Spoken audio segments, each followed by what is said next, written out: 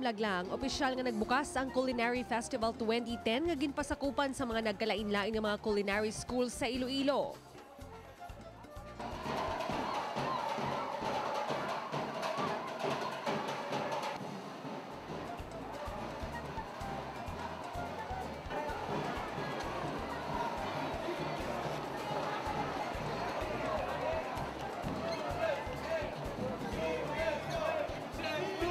Ang inyong mga kabarkada kung aga nga Sunday Kate kag Makoy ang naghatag duag bilang mga host. Gentlemen, to our valued shoppers, welcome to the second Culinary Festival of SM City, Iloilo.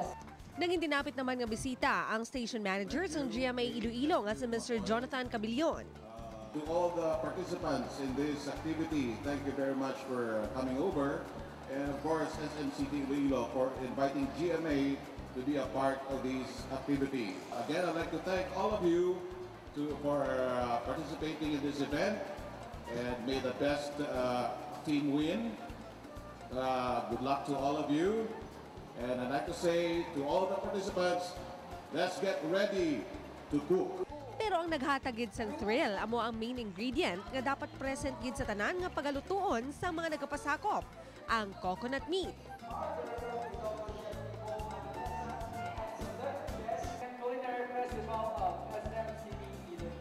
So this will be a 2-day inter-school cooking showcase. For each day, we will have 2 culinary teams. Makoy, can you smell that? That's good.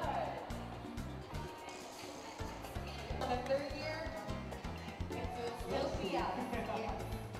Thank you so much, SM City Iloilo.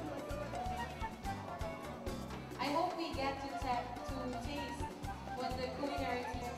Food is only good for the judges. Yes, and I believe that's only 6. As you can see, all 3 of them are so legitimate. No one Yes. is hanging around. Ang pagka-creative sang Ilonggo, hindi gid matupungan. Mas pa pag-abot sa pagluto. Madamo pa nga mga putahe ang aton pagasaluan gani hindi gid magpabilin sa aton sunod nga pag-food trip. From preparation